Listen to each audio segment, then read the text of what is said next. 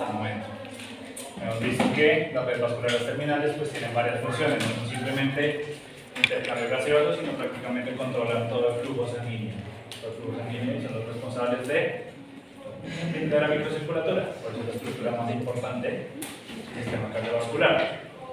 Habíamos visto que tiene una regulación autónoma de estas células, las células endoteliales específicamente.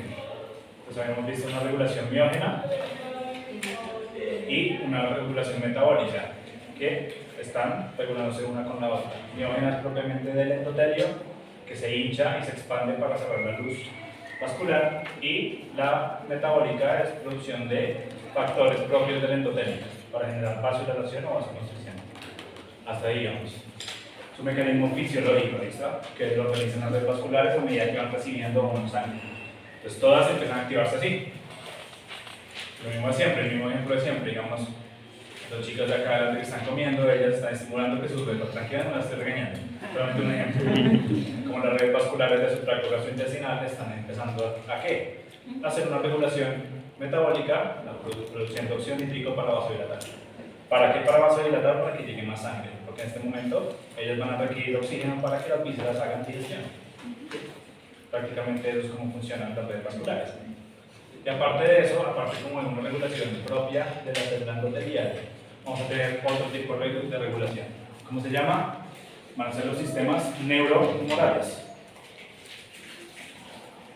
¿Qué significa eso? Neuro, pues el sistema nervioso, ¿verdad? Y humoral, ¿saben a qué se refiere el humoral? Hormonas. Pero digamos en nuestra historia, antes se creía que el inicio de la medicina, antes de que nosotros supiéramos que existe un sistema inmune y existen las enfermedades, se hablaban de humores. Que las personas tenían un humor sano y un humor enfermo, y que los humores eran como sentimientos que se transmitían a las otras personas y por eso la gente se enfermaba. Entonces por eso aislaban a las personas. Eso parece exagerado y tonto en su momento, pero pues acuérdense, antes no se sabía absolutamente nada de medicina. Simplemente es una suposiciones que hacen los médicos antiguos. Eso estamos hablando de la antigua Grecia. O sea, humoral ahorita sería como enfermo. O sea, acá no, acá ese término humoral se refiere a ese propio cuerpo. ¿Listo? Pero específicamente a qué, a las hormonas, como dijo la compañera, a hormonas. Entonces, ¿cuál va a ser el primero? El sistema nervioso simpático. ¿Cuál es el neurotransmisor del simpático?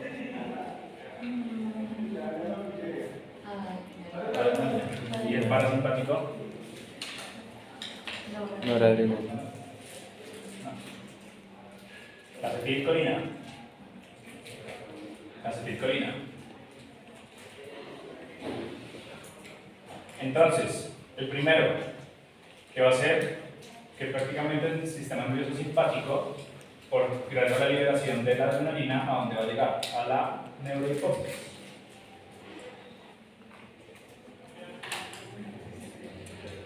La neurohipófisis. ¿Se acuerdan dónde queda la hipófisis? La vieron en necropsia, bueno, algunos, otros cuando separan el encéfalo, la hipófisis quedó ahí pegada al cerebro. Por hipófisis, recuerden, anatómicamente y históricamente tiene dos partes, la adenohipófisis y la neurohipófisis. La neurohipófisis que produce esta, la vasopresina o la hormona antidiurética.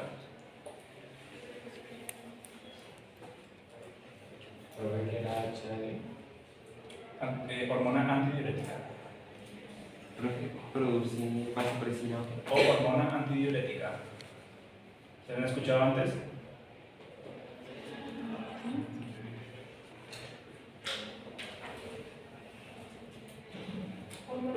Antidiurética. ¿Qué es la diuresis? Eliminación de líquidos con orina. ¿Cuál va a ser la función de la hormona antidiurética? Ella va a ser liberada de la neurohipófisis, va a llegar a donde? Al riñón, específicamente a los túbulos contorneados proximales. Específicamente túbulos contorneados proximales.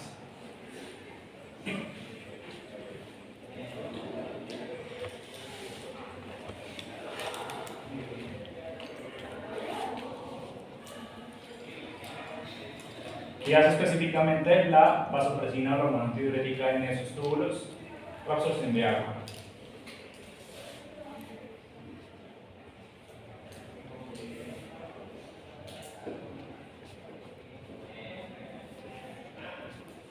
Hacia reabsorción de agua, reabsorción de sodio y de cloro.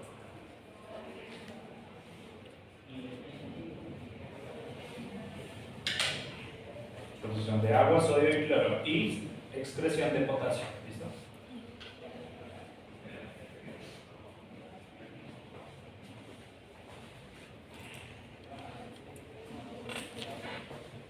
¿Esto para qué lo hace?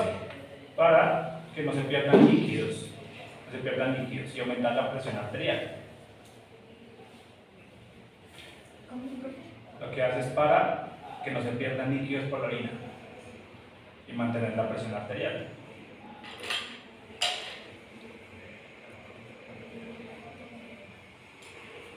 Cuando ustedes van a tierra caliente, orinan mucho.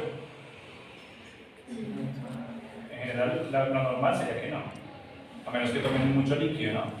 Pero lo normal, si están en tierra caliente, es que no. ¿Por qué? Porque uno está perdiendo mucho líquido. ¿En dónde? En el sudor, la sudoración. La sudoración. Entonces la hormona antidiurética ahí se activa. Es un sistema normal.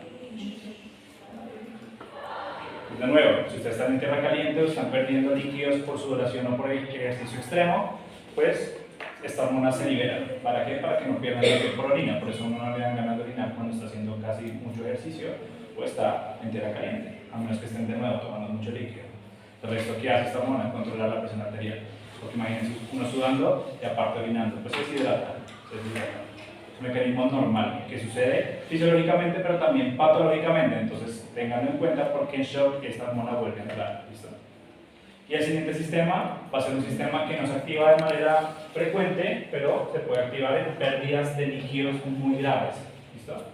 ¿Cuál va a ser? El sistema renina, angiotensina, aldosterona.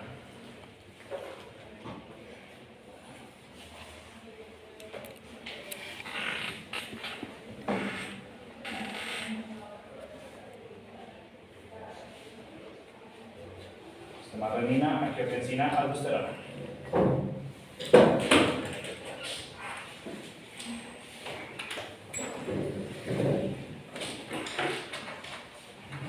Entonces, el endotelio vascular, aparte de las funciones que ya les había dicho, el endotelio también tiene la capacidad de poder mirar qué tanta sangre está pasando por las redes vasculares y qué tantos iones están pasando. ¿Sí se entiende eso? Esto tiene receptores en su membrana. Entonces, una endotelia tiene receptores. Y les van mirando la composición de la sangre, qué tantas células están pasando, qué tantos iones, específicamente sodio y potasio y cloro y calcio. El sodio, potasio, cloro y calcio son los 4 iones básicos que siempre están en todos los órganos y tejidos del cuerpo, y también están mirando la composición del plasma, o sea, qué tanto líquido tenemos.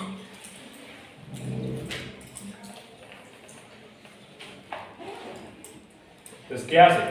Miren, cuando hay una deshidratación muy extrema, pues primero, deshidratación muy extrema,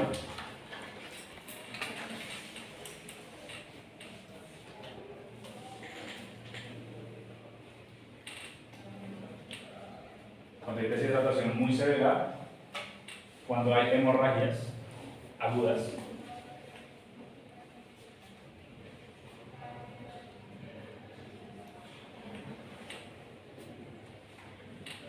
o pérdida de sodio,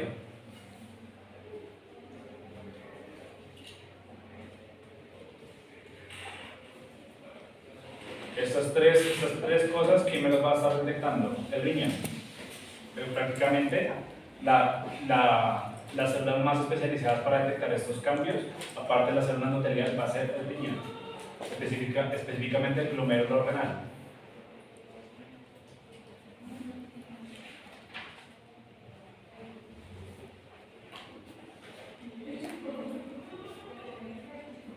Entonces, ¿qué hace el glomérulo renal? Detecta una disminución de la presión arterial. ¿Sí?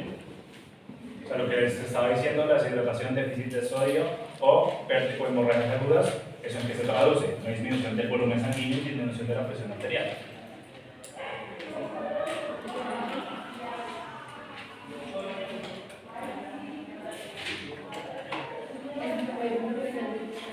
¿Sí? Disminución del volumen sanguíneo y de la presión arterial.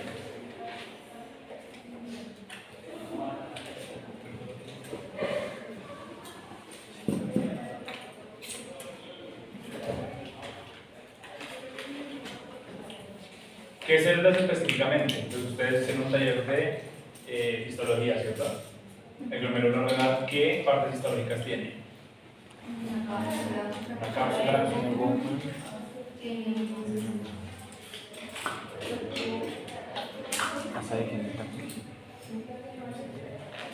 hay un aparato, hay digamos, una reunión de células especializadas que están al lado de la salida del glomérulo hacia los túbulos renales. ¿Cómo se llama ese aparato?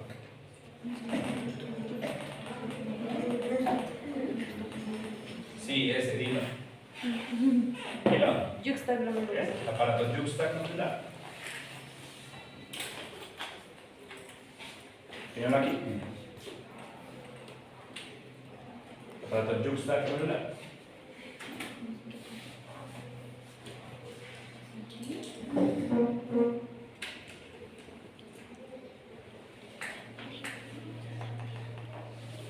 Se llama yuxta porque está arriba y al lado del glomérulo, por eso yuxtaglomerular.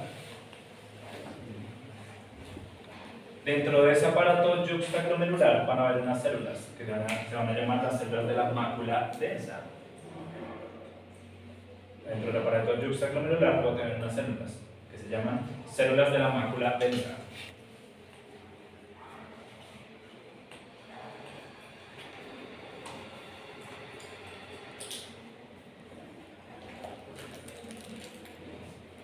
Esas células tienen una función varoreceptora.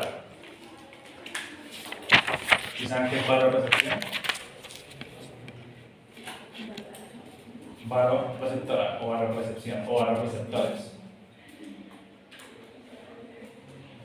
Si no se acuerdan, pueden decirnos, no recordamos. La varorecepción, ¿qué es? Sensaciones de presión. Sensaciones de presión. Los varoreceptores detectan presión.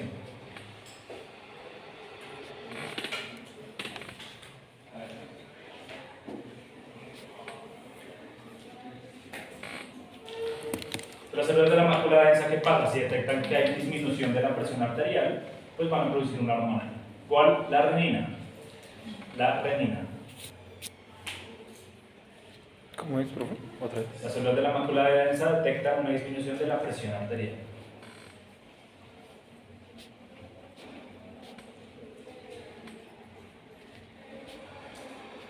Cuando descubren una disminución de la presión arterial, ¿qué producen? Renina. Renina.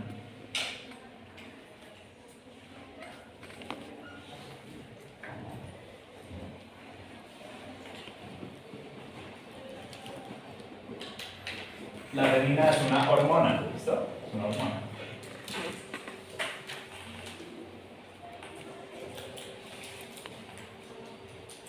La renina, ¿a dónde va a llegar? Al hígado. ¿Listo? Al hígado.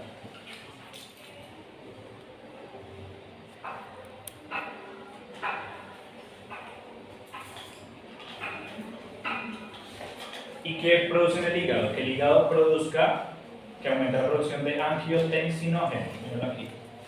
Angiotensinógeno. Está angiotensinógeno.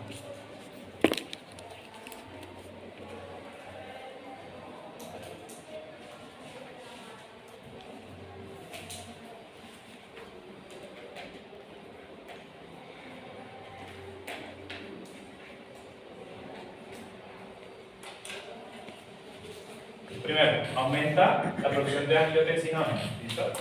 Y lo segundo que hace es convertir ese angiotensinógeno en angiotensina 1, angiotensina tipo 1.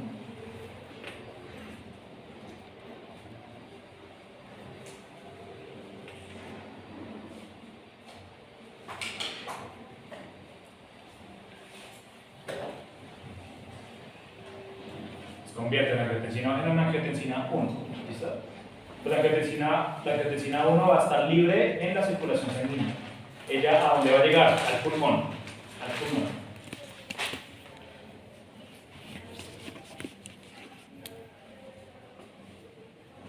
La angiotensina 1 va a llegar al pulmón. ¿Listo?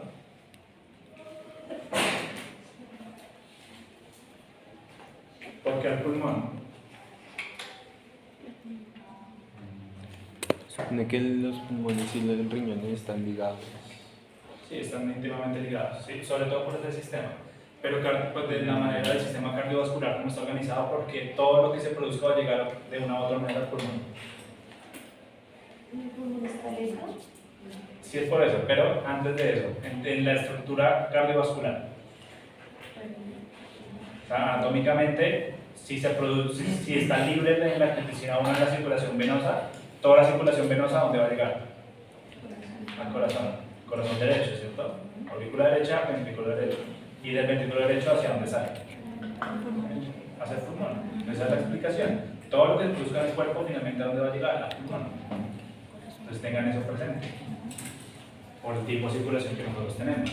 Entonces cuando llega al pulmón, esta angiotensina 1 llega específicamente a los capilares alveolares. Y los capilares alveolares tienen contacto con una célula, que es el neumocito tipo 2.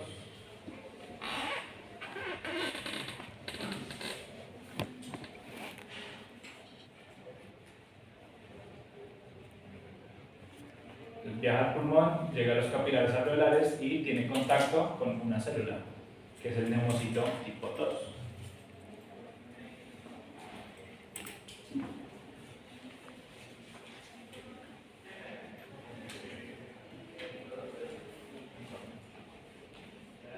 El neumocito tipo 2 tiene una enzima. La enzima se llama enzima convertidora de angiotensina, o ECA en la cara. Enzima convertidora de angiotensina.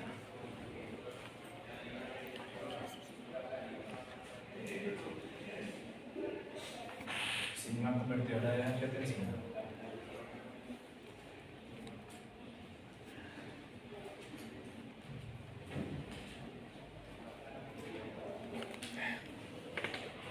La enzima convertidora de angiotensina, ¿qué hace? Transforma la angiotensina 1 en angiotensina 2.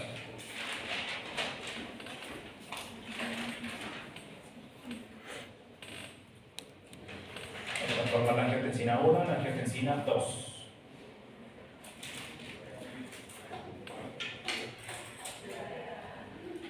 Y la angiotensina 2 tiene tres efectos principales. Pasa angiotensina 1 a angiotensina 2, ¿listo? La angiotensina 2 va a actuar en tres sitios diferentes. Primero, en toda la vasculatura. Entonces, ¿qué genera? Vasoconstricción sistémica. Vasoconstricción sistémica.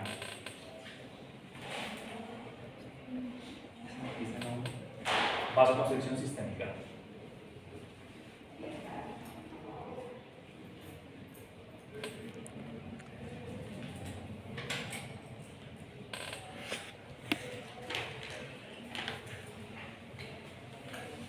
¿Qué otra cosa va a hacer? Va a llegar a la corteza adrenal, a la glándula adrenal.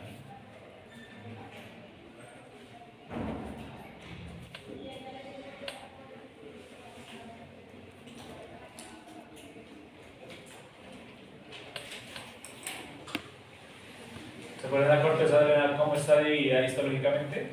Solo la corteza de la glándula adrenal.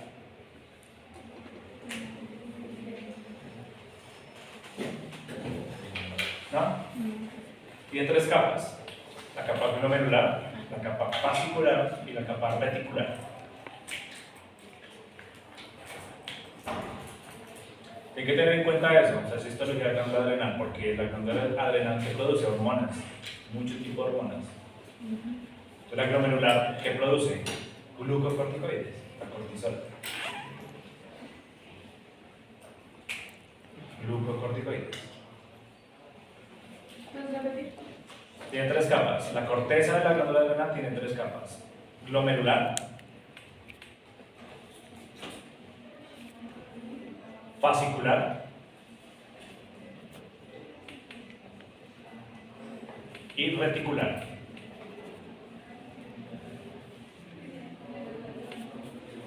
Corteza adrenal.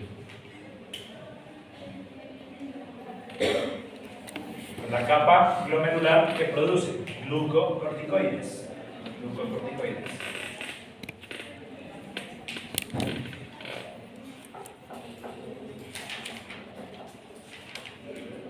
La capa fascicular que produce mineralocorticoides.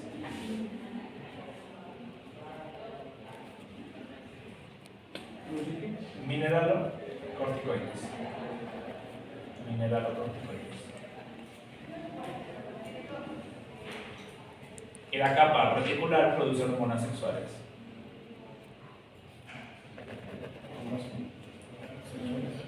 Hormonas sexuales.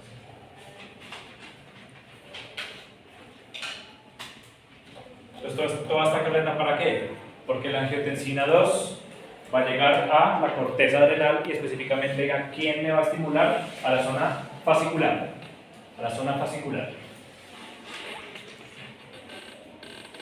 La angiotensina 2 llega a la corteza adrenal y estimula la zona fascicular.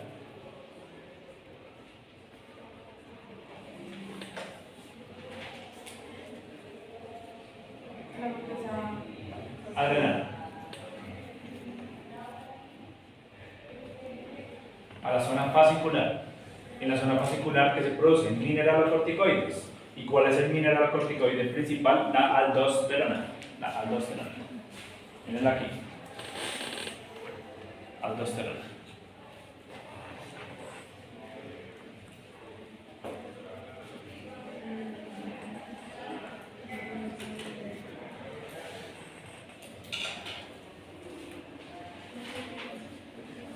La aldosterona, ¿qué va a hacer? ¿Cuál es la función de la aldosterona? La función principal de la aldosterona. Y la riñón, específicamente al asa de Henle. ¿Se acuerdan del asa de Henle? ¿No?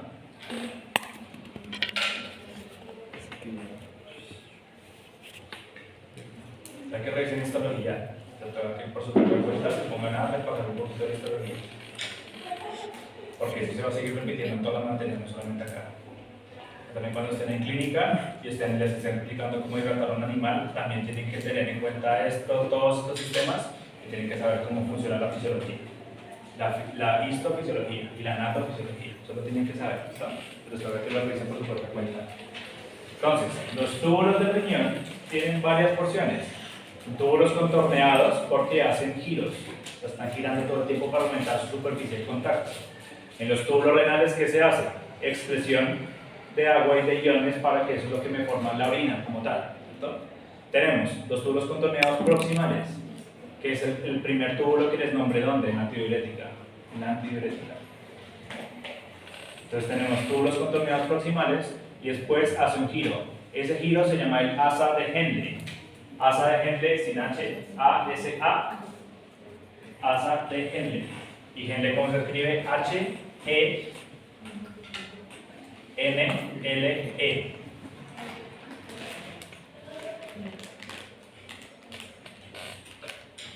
Después vienen los túbulos contorneados distales. ¿En qué parte perdida? La aldosterona, esto que estoy explicando es la histología del riñón. Acá es solamente para que entiendan dónde actúa. Después de la asa de Henle vienen túbulos contorneados distales. La aldosterona, ¿dónde va a actuar? Ahí, en el asa de Henle.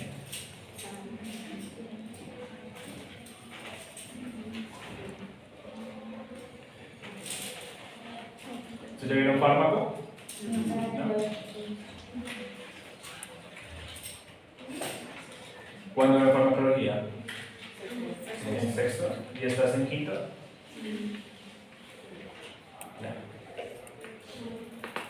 Pues la aldosterona actúa en el asa de Henle. ¿Qué hace? Que se reabsorba sodio. También se reabsorba sodio. Y líquidos.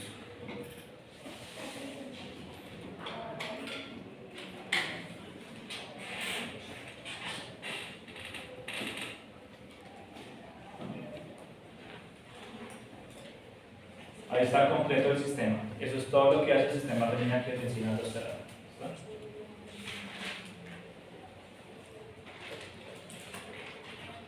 Como la reunión de tres hormonas puede producir eso, retención de líquidos, aumento de la presión arterial. tanto la hormona antidiurética como este sistema siempre van a estar presentes en la falla cardíaca, ¿listo? La insuficiencia cardíaca. ¿Recuerdan que yo en el inicio de clase les dije que la insuficiencia se daba cuando los mecanismos compensatorios se agotaban? Pues estos son los mecanismos compensatorios. Un animal que tenga insuficiencia cardíaca y no tenga todavía signos clínicos es porque estos sistemas están funcionando. Pero cuando ya deje de funcionar, ahí empieza la falla cardíaca como tal. Pues acá, eso lo tienen que entender, cómo funciona fisiológicamente y cómo lo pueden aplicar ustedes a un caso clínico. ¿Listo? Ese proceso, cuando se demoran acá, No se rompe, son minutos. Son minutos.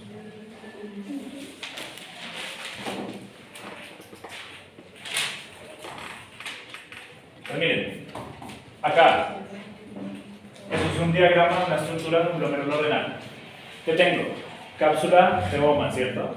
Esta es la cápsula de Bowman, que va a ser la parietal, y acá la cápsula de Bowman visceral, que tenemos dos. Esto va a ser el espacio de Bowman, y estos que son capilares, arteriales. Acá llega una arteriola aferente y una arteriola eferente. ¿Listo? Entonces cuando llega acá, miren todas las células que están aquí, y estas células que son el aparato yuxtaglomerular, y dentro del aparato yuxtaglomerular que tengo, las células de la mácula densa, ellas están detectando qué tanta sangre está llegando aquí.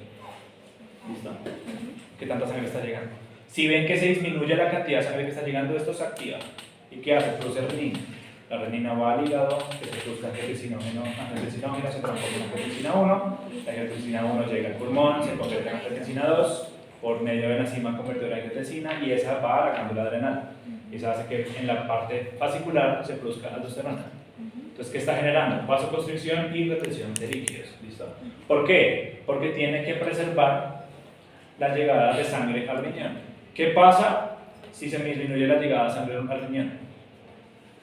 Se altera la función renal. Se altera la función renal. Entonces, yo no sé si se los enseñan en fisiología, pero el riñón tiene un factor fisiológico que se mide, y es la tasa de filtración glomerular. Entonces, la tasa de filtración glomerular, que es la cantidad de iones y de desechos que se expulsan en el glomérulo renal, está íntimamente ligada a la presión arterial. Entonces, si se disminuye la presión arterial, se disminuye la tasa de filtración glomerular. Y si se disminuye la tasa de filtración glomerular, el riñón se muere. El riñón se muere. Pues por eso tiene este sistema tan especializado. Entonces, ¿a ustedes les gusta, o bueno, a ustedes no, mucha gente les gusta que está tomando antiinflamatorios no esteroidales permanentemente, ¿cierto? O corticoides. Les da un medio dolorcito y ¿qué hacen? Se toman una dexametasona. ¿Se han visto? Hay gente que hace eso. La dexametasona, ¿qué hace? Inhibe las prostaglandinas. Las prostaglandinas son proinflamatorias, ¿cierto? Entonces la dexametasona inhibe las prostaglandinas, pero no todas las prostaglandinas son malas. Entonces la dexametasona inhibe todo. Inhibe las antiinflamatorias, pero también las prostaglandinas buenas. Y cuando se inhiben las prostaglandinas buenas, específicamente la E2, que es la que mantiene esta presión arterial, por eso hace que se disminuya también la presión arterial cuando yo consumo dexametasona, y por eso el riñón es de los órganos más afectados cuando ustedes están tomando AINES todo el tiempo. ¿Todo el tiempo? Porque inhibe la tasa de filtración glomerular. Entonces tienen que entender cómo funciona esa mácula densa. ¿Listo? Yo he tenido casos. Casos también de animales que los medican todo el tiempo y no va a ser riñones. El riñón tiene unos cambios de insuficiencia renal crónica muy severos.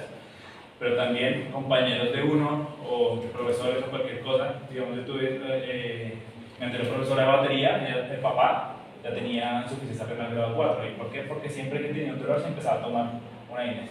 O sea, que se va a tomar hasta 5 pastillas de dexametasona diarias. ¿Qué se hizo? Se tiró el riñón por este mecanismo. Y este es el de la vasopresina. Esta es la pituitaria o la hipófisis. La hipófisis, ¿qué hace? Libera una cantidad de sustancias, pero específicamente la hormona antidiurética. ¿Y ya qué hace? Aumenta la presión arterial, o sea, hace reabsorción de fluidos en el riñón. Lo que ya se había explicado. ¿Listo?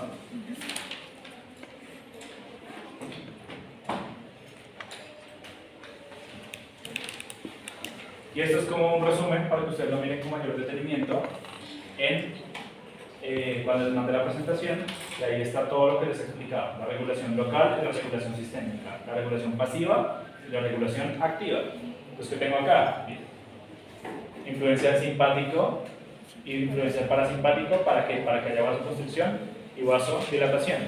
Recuerden que la adrenalina es vasodilatadora, perdón, y la acetilcolina es vasoconstrictora. ¿Listo? Y después tenemos acá, miren, la autorregulación miona, la autorregulación metabólica y todo lo que les he explicado hasta el momento. Bueno, estos ahorita ya los vamos a ver, pero estos que son los humorales, estos que son las hormonas.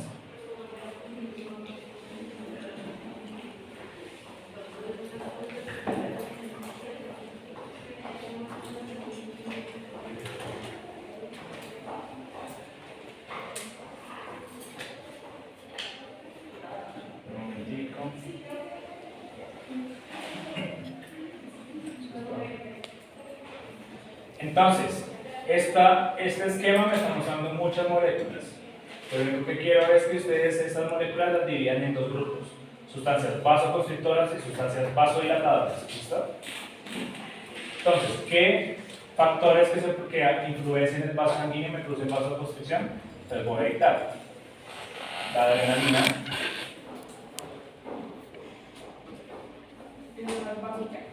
¿Bien? Vasoconstricción.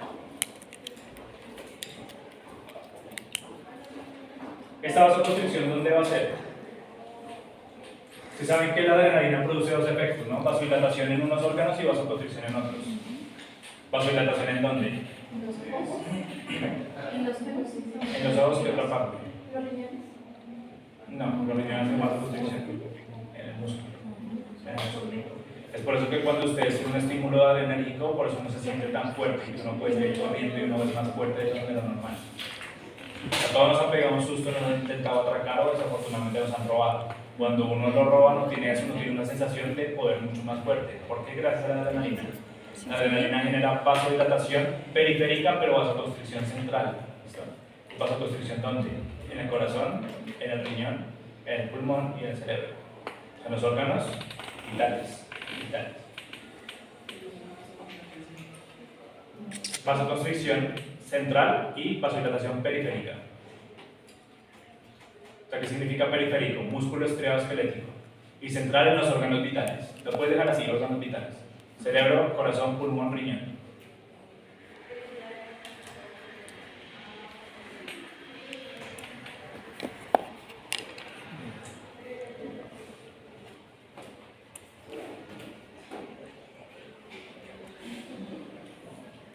La acetilcolina también me va a generar vasoconstricción.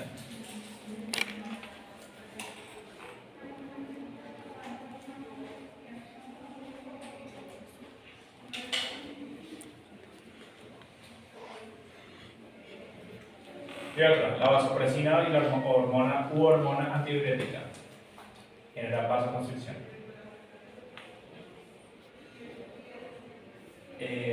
Vasopresina u hormona antidiurética, es lo mismo.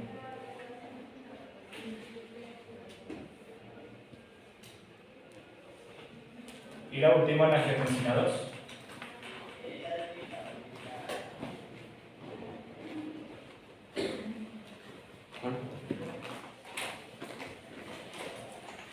La angiotensina 2.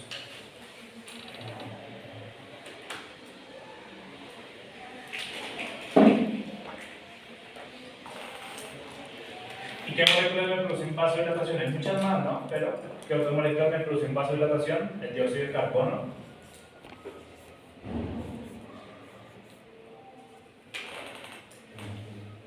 El dióxido de carbono.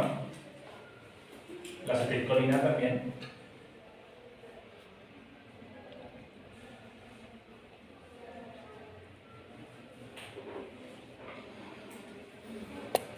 Las moléculas que se llaman quininas. La pueden escribir con K o con Q y U. Quininas. ¿Las quininas cuáles son? La bradiquinina y la histamina. ¿Listo? La bradiquinina y la histamina.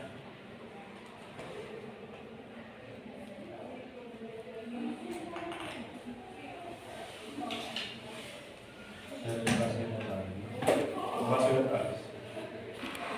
Y última, temperaturas altas.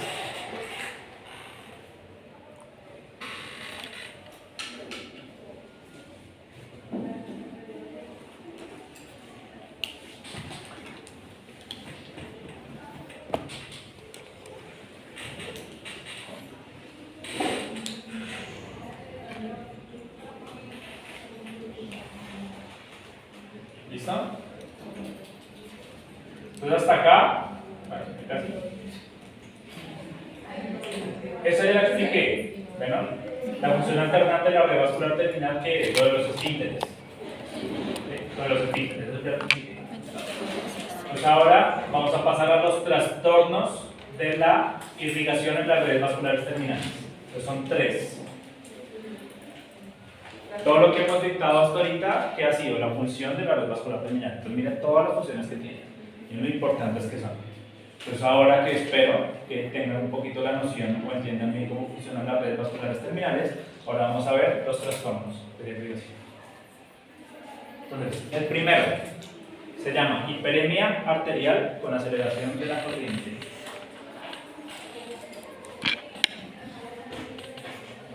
Hiperemia arterial con aceleración de la corriente. Segundo es hiperemia arterial con disminución de la velocidad de la corriente.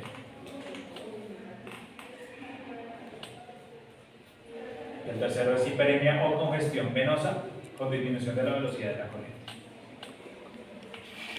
Entonces yo se los dejo ahí en el tablero para que los anoten y cuando acaben, sigo.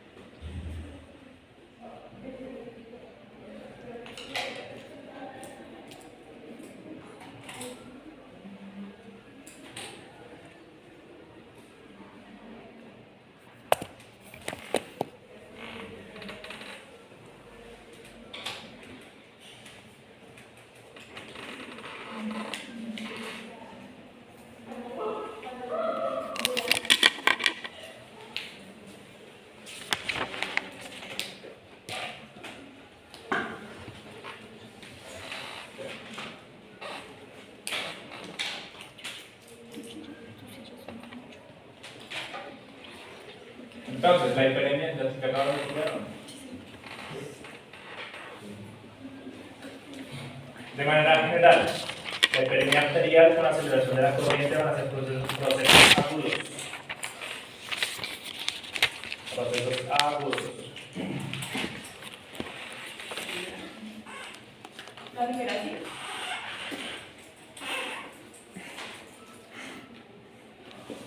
¿Cómo es? La hiperemia arterial con aceleración de la corriente va a ser procesos agudos. Un ejemplo específico, la primera fase de la inflamación.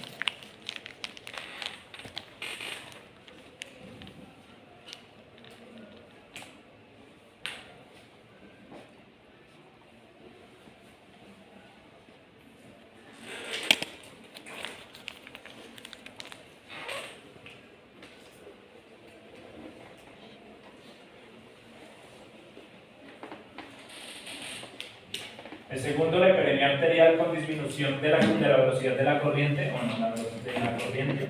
Eso va a ser la segunda fase de la inflamación.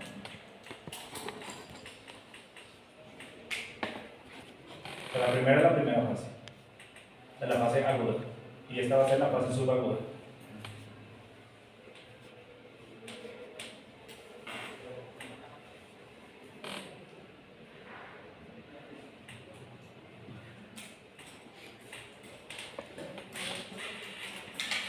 Y el tercero es la hiperemia venosa con disminución de la velocidad de la corriente. ¿En qué casos se va a dar? Situaciones patológicas en su mayoría, ¿listo? Donde vaya a haber fallas en el retorno venoso.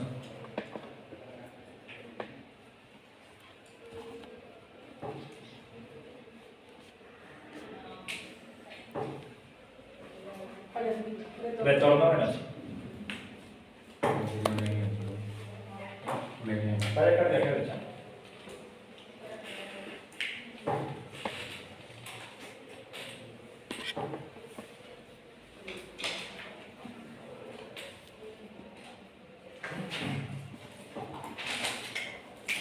Entonces tenemos diastenia arterial con aceleración de la corriente. El ejemplo más claro y el ejemplo básico para ustedes es la inflamación aguda. Pero no solamente eso. ¿Qué sucede dentro de los vasos sanguíneos? Se aumenta la presión arterial. ¿Listo? Acá se aumenta la presión arterial.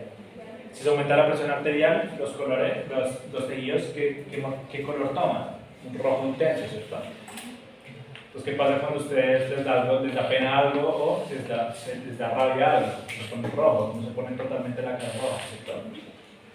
Entonces, esa es una situación fisiológica donde hay hiperemia arterial con aceleración de la corriente. Cuando yo siento ira o vergüenza, inmediatamente mis capilares se llenan de sangre y creo que me pongo rojo, pongo rojito.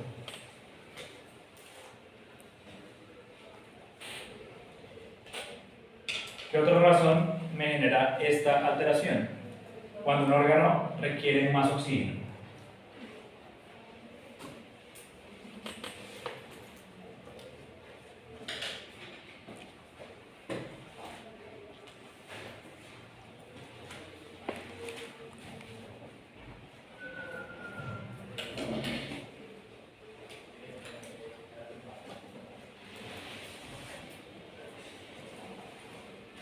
¿Qué otra cosa me genera hiperemia arterial con aceleración de la corriente? Irritantes. Sustancias irritantes. Sustancias irritantes o agentes infecciosos.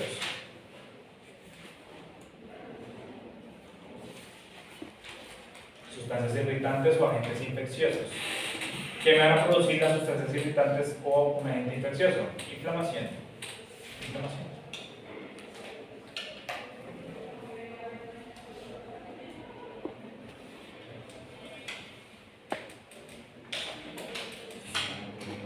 ¿Qué les pasa cuando ustedes se tronchan un dedo?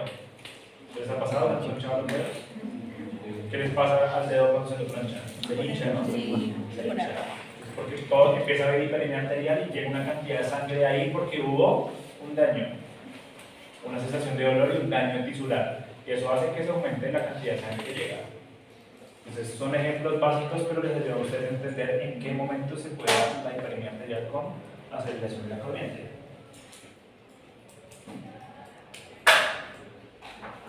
Entonces, ¿qué pasa? Se aumenta el volumen sanguíneo y aumenta también la llegada de sangre. ¿A dónde? A las redes vasculares terminales. Entonces, aumenta la llegada de sangre a las redes vasculares terminales. Y llegan es un aumento del volumen sanguíneo de una manera rápida. ¿Listo?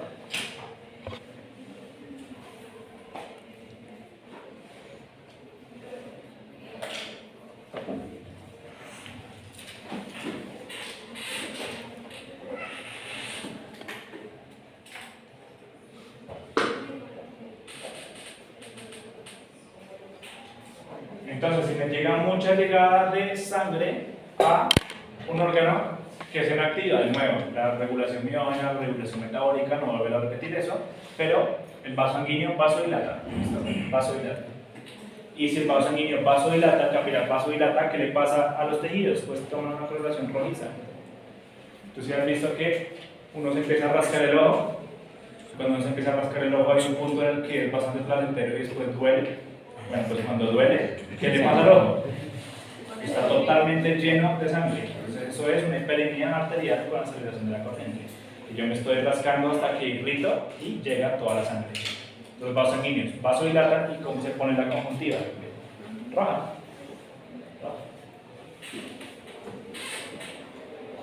Cuando un animal también está mucho tiempo sentado, ¿qué le pasa? Empieza inicialmente a tornarse una coloración rojiza en los miembros posteriores.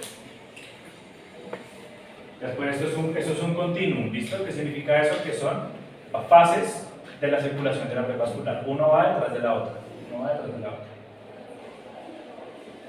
Entonces hay gente que inhala y se le ponen los ojos rojos, hay gente que inhala sustancias. Pero eso es otra cosa. Por el efecto directo de la sustancia como tal. Depende también de lo que estén inhalando.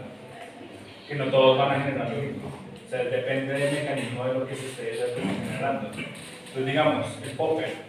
¿Qué hace? Entra, llega a los alveolos y tiene una acción instantánea y también tiene una eliminación instantánea. Entonces, ¿qué pasa? Llega, genera una vasodilatación periférica y liberación de adrenalina momentánea, entonces por eso es una sensación como tan placentera. Pero es una sensación muy placentera. Entonces, ¿qué pasa? Los ojos se ponen rojos, la persona se siente así toda exclusiva y toda fuerte, y después de 30 segundos, 40 segundos, se quita la sensación. Digamos, la cocaína, ¿qué hace? Se inhala la cocaína, llega específicamente al tracto respiratorio, bueno, cabeza nasal, tracto respiratorio, y ¿qué hace la cocaína? Inhibe la recaptación de adrenalina. Pues la adrenalina está todo el tiempo actuando. Por eso que las personas que están drogadas con cocaína son tan peligrosas. Porque están todo el tiempo con adrenalina dándole. O sea, la adrenalina está permanente en el cuerpo. Entonces cualquier estímulo fuerte hace que la persona reaccione. La marihuana tiene otro efecto. Pero la marihuana no se hidrata e inhibe muchos centros de control del hipotálamo. Por eso es que uno le da tanta hambre, las personas que fuman marihuana le da tanta hambre y están permanentemente con alteraciones de comportamiento. Pero siempre es de acción de neurotransmisores. Esta, hiperemia arterial con disminución de la velocidad de corriente.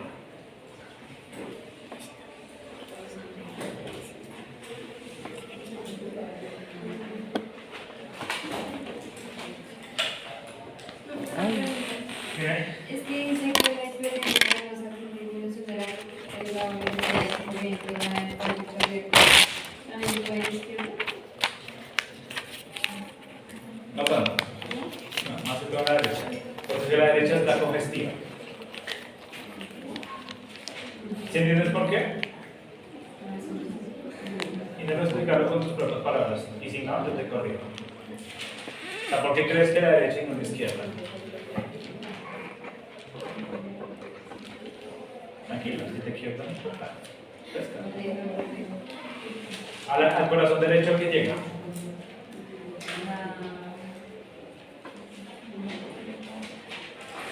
Pero es que decía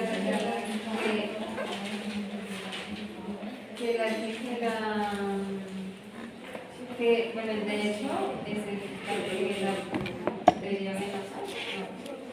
Acá. Acá. La vena acá. Izquierda, Llega hasta la circulación pulmonar. Entonces, así mismo, dependiendo de qué llega a cada cámara cardíaca, se me va a afectar un sistema diferente. Prácticamente la vena cava craneal, por eso su principal función, recoger toda la circulación venosa. Son todas las venas de todo el cuerpo. ¿Y cuál es la función de la arteria pulmonar? Pues traer la sangre que está en el pulmón. O sea, la función del aurículo y del ventrículo derecho son dos. Uno, recoger toda la circulación venosa. Y lo segundo, que la sangre que llega al corazón sea enviada al pulmón. ¿Y qué hace el ventrículo izquierdo? Recoger toda la sangre del pulmón que se oxigenó y enviarla al resto del cuerpo. Entonces, si tú entiendes esa funcionalidad, si hay un problema en el corazón derecho, pues ¿quién se me va a afectar? La circulación venosa. Entonces, por eso hay hiperemia venosa, con disminución de corriente. ¿Por qué? Porque las venas se me están alterando. Las venas no pueden, la sangre no está retornando al corazón por culpa de un problema cardíaco. Entonces, ¿qué pasa? Se empieza a estancar en los órganos. ¿Sí? ¿Segura? Hiperemia arterial con disminución de la velocidad de la corriente. Eso es el siguiente paso. O sea, primero se da hiperemia arterial con aceleración y después viene la disminución de la corriente. Entonces, ¿en qué fase se da? La segunda fase de la inflamación, o cuando una inflamación se vuelve crónica.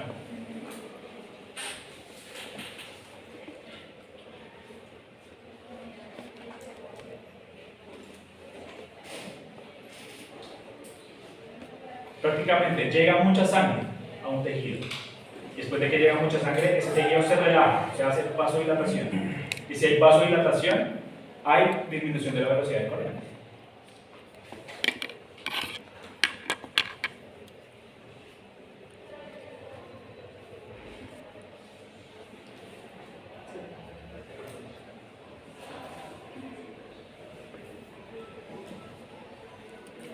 Por eso es la segunda fase de la inflamación. ¿Qué es lo que pasa cuando ustedes se pegan? Digamos, yo me pegué en este brazo. Me pegaron, no sé, un palo, una persona, una señora y me pegó con la sombrilla acá. ¿Y qué pasa inmediatamente acá? Se pone rojo. O sea, ¿y qué es? Hiperemia arterial con velocidad de la corriente. Porque la primera fase que llega, empieza a llegar mucha sangre ahí para mirar qué pasó. Después, a las horas, ¿yo qué veo? Morado. que está hinchado, que está hinchado. ¿Por qué se hincha? Porque hay una pequeña arterial con disminución de la corriente. Los vasos sanguíneos, en vez de llegar mucha sangre, ya hace vasodilatación para que la sangre salga al tejido. ¿Y qué hacen? Los glóbulos blancos están mirando qué fue lo que pasó. Y después de eso, en la fase final, cuando ya esto se me está reduciendo, ¿qué se me forma? Un morado, un morado. Y ahí es cuando ya hay hiperemia venosa con disminución de la corriente. De la fase final, que ya es cuando la sangre se me queda ahí estancada para un proceso de cicatrización. Entonces esto es uno detrás del otro, va uno detrás del otro, ¿está? Por eso la inflamación, esa es la mejor manera de explicar esto. Entonces, primero, les vuelvo a repetir, la segunda fase de la inflamación, la inflamación subaguda, la segunda. ¿Qué otra alteración me va a generar esto? Frío. Frío extremo, ¿no? Frío extremo.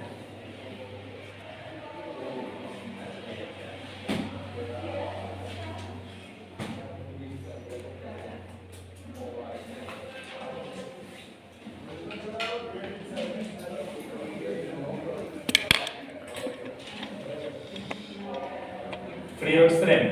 Y el tercero, procesos isquémicos. Procesos isquémicos.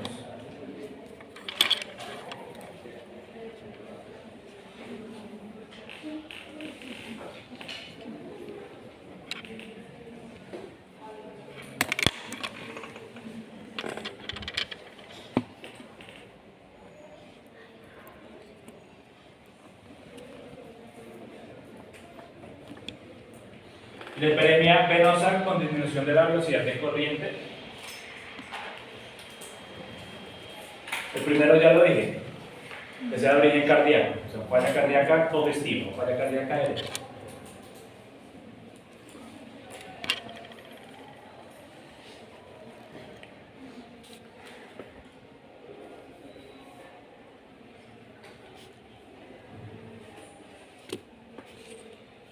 El segundo se llama hiperemia hipostática. Hiperemia hipostática.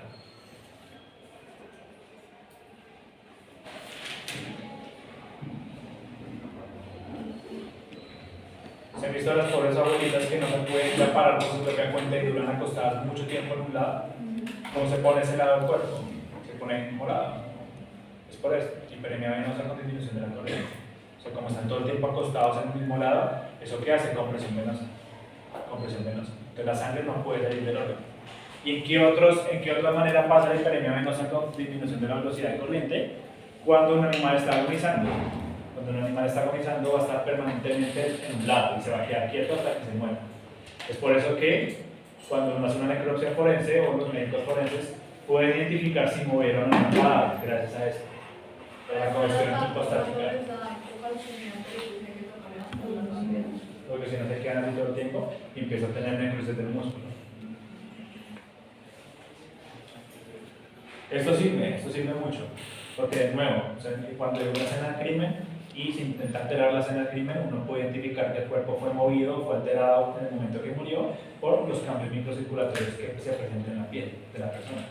Digamos, tiene toda esta parte izquierda con cambio hipostático y el cuerpo lo encontré recostado en el lado derecho, es alguien lo movió, alguien lo movió, alguien lo alteró. Entonces, la manera como uno identifica que hubo una alteración de las anatomías. Eso es una aplicación bastante práctica en la patología forense.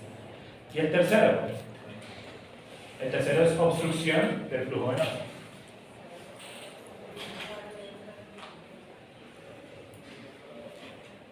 Obstrucción del flujo venoso.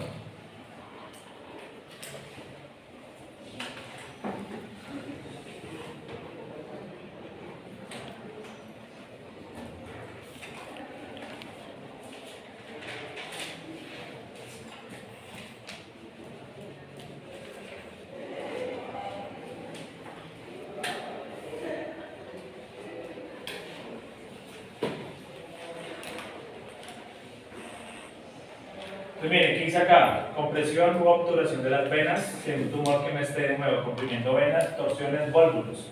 ¿Se acuerdan de ese estómago que yo les mostré? ¿Se acuerdan esas venas cómo estaban de infladas? Pues por eso, el órgano se infla y no permite que la sangre venosa salga de los órganos. ¿Listo? Entonces acá, ¿qué tenemos que tener en cuenta? Que la congestión, o sea, que la hiperemia, normalmente se usa para el aumento del flujo sanguíneo activo, o sea, ¿en dónde? En las arterias. ¿Listo? Y la congestión es un aumento pasivo. Un aumento pasivo. ¿En dónde? En las venas.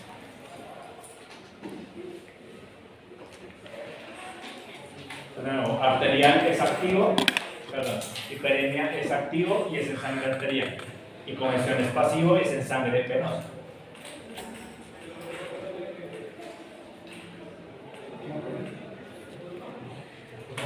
Hiperemia es activo y es en sangre arterial.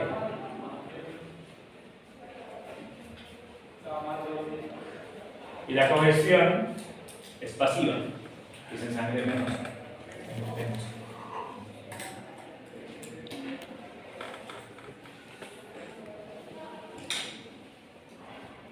Esto ya lo vimos, no lo voy a volver a repetir.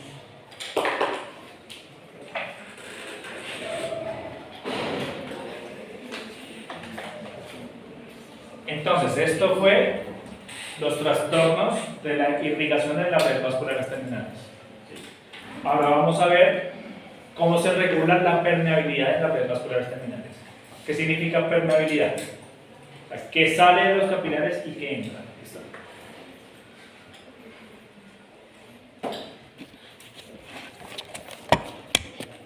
O sea, para explicar esta parte, por eso la clase pasada les expliqué que había 3 tipos de capilares: continuos, fenestrados y sinusoidales. ¿Listo? Entonces tienen que tener presente eso para poder entender esto. Entonces, ¿de qué va a depender la permeabilidad de una red vascular terminal? De 3 cosas específicamente. El primero va a ser la estructura del capilar. La estructura del capilar.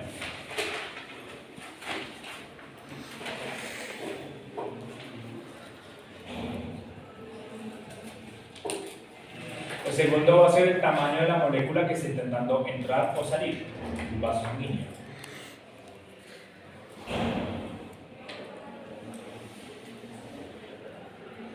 Entonces, primero, estructura de la pared del capilar.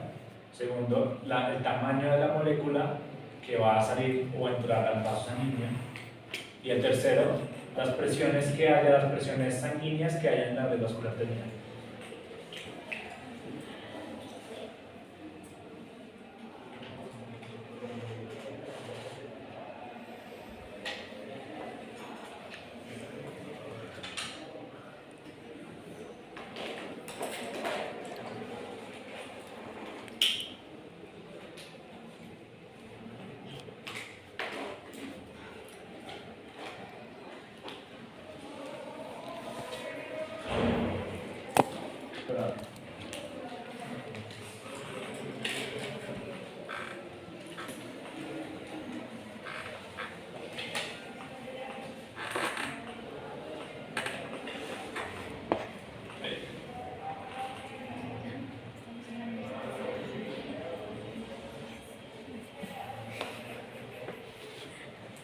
¿Listo?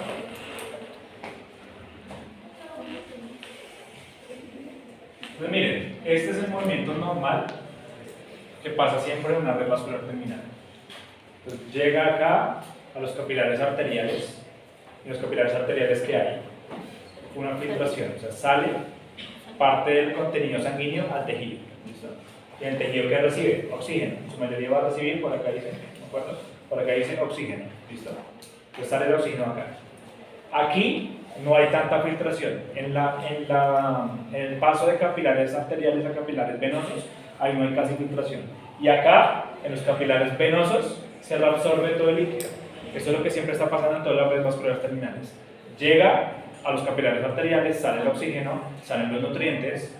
Aquí no hay intercambio y cuando pasan los capilares venosos, entra el dióxido de carbono y entran los desechos metabólicos y ahí salen del tejido. Es una manera normal. Entonces, el primero, la estructura de la pared del vaso, independientemente del tipo de capilar, va a haber unas sustancias que puedan pasar de manera indistinta. Entonces, miren, ¿cómo hace para que una molécula pase de la luz del vaso sanguíneo al intersticio, o sea, al tejido como tal? van a tener varios mecanismos. El primero va a ser la difusión pasiva. O sea, estos que son mecanismos por como una molécula va a pasar a un tejido.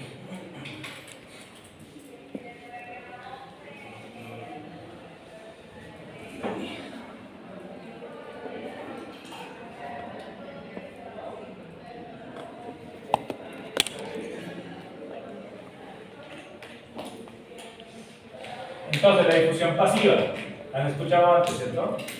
Son sustancias que pueden difundir por membranas celulares sin necesidad de un transportador.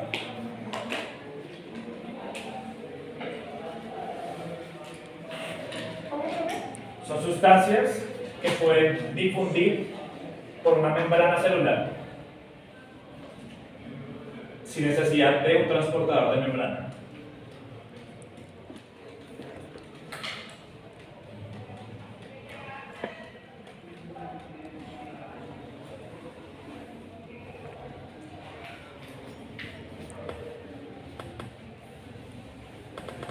Ya voy a dar break, tranquilo.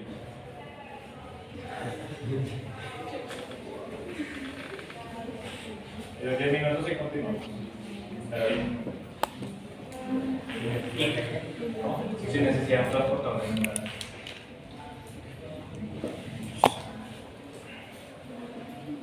¿Esto qué sigue? Gradientes de concentración.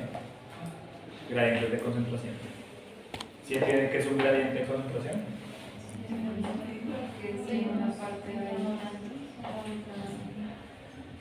Sí, eso es lo que estoy diciendo. Es como una molécula que está abundante en una parte y funde a otra que tenga menos concentración de esa molécula. Entonces, si acá hay mucha concentración de oxígeno, y esto es un alveolo, ¿listo? Si hay mucha concentración de oxígeno acá, pues ¿qué hace el oxígeno? Difunde a un sitio donde no haya gas. ¿Qué va a hacer? Un capilar venoso. O sea, acá el oxígeno entra de manera pasiva al capilar y se oxigena. El ejemplo básico es el alveolo pulmonar.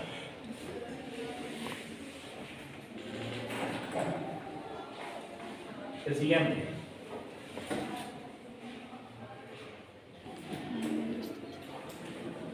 Se llama filtración.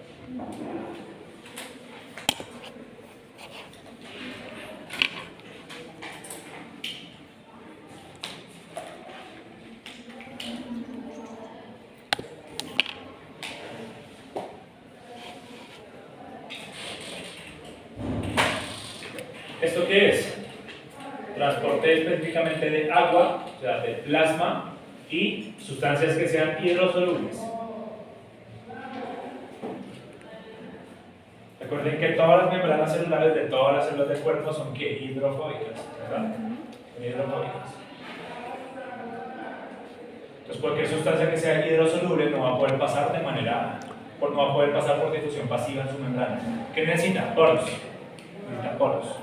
Entonces, ¿cómo pasa el agua y las sustancias hidrosolubles por medio de poros que tienen las células epiteliales?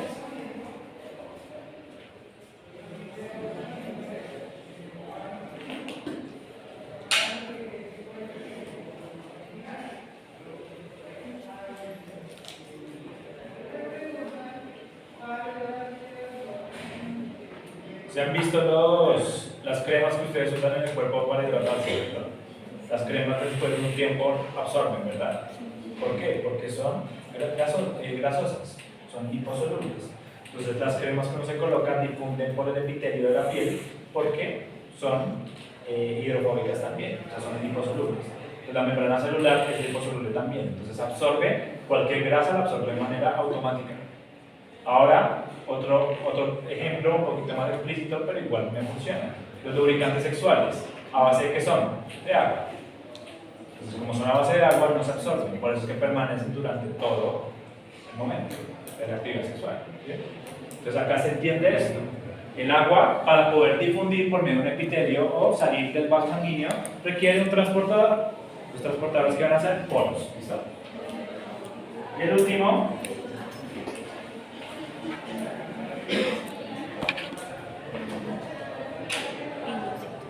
Va a ser la pinocitosis.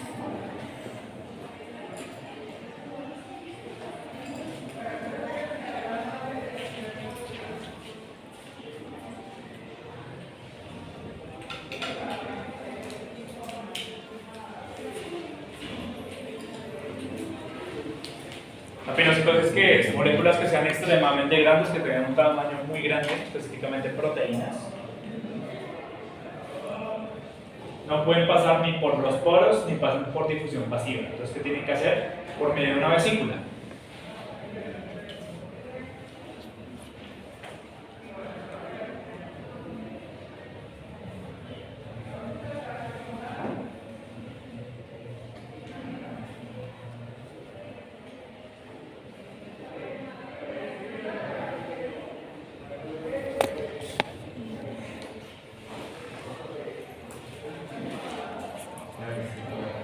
Una vesícula. Entonces, ¿qué hace? Una molécula grande, una proteína, está en la luz del vaso sanguíneo, va a pasar al tejido intersticial por medio de una vesícula. Entonces, ¿qué llega? Se pega a la célula, hace endocitosis y la vesícula transita por tu citoplasma a la célula endotelial y sale al exterior. Prácticamente un transporte.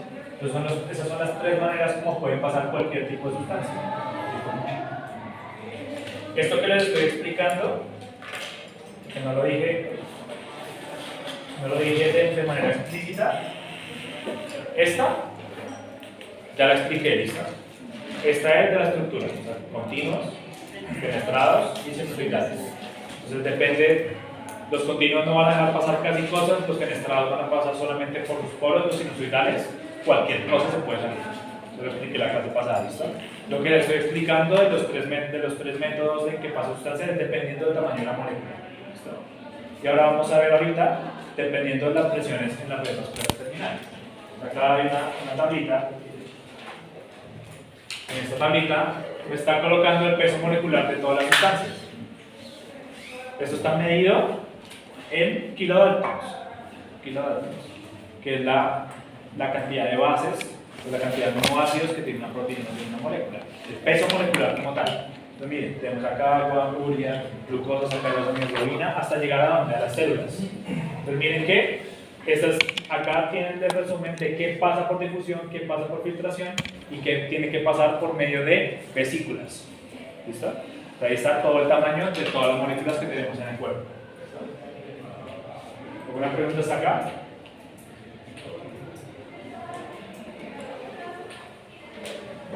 Y acá, este esquema, después ustedes lo miran con mayor detenimiento, igualmente, pero son ya el detalle específico de cada método por el que una molécula puede fundir. Esto ya es demasiado detallado, ¿listo? Ya específicamente el mecanismo molecular y celular de cada parte y de cómo una molécula entra y sale. Esto no necesito que se lo aprendan. Con tal de que ustedes sepan que hay difusión, de que hay filtración y que hay pinocitosis, ya con eso es suficiente para pues, entender esto, ¿listo? Entonces les dejo ahí para que ustedes lo vean con mayor detenimiento. Acá sigue. Acá sigue. Esto ya prácticamente, ¿qué es? Esto es un proceso patológico. ¿Listo? Entonces esto lo pueden igual leer, es cuando yo me corto. Entonces, si yo me corto, ¿qué estoy haciendo? Estoy subiendo el endotelio y corto sangre. Es prácticamente desde lo más pequeño hasta lo más grande, como voy fundiendo en un vaso sanguíneo. ¿Listo? ¿Sí me siguen o no me siguen?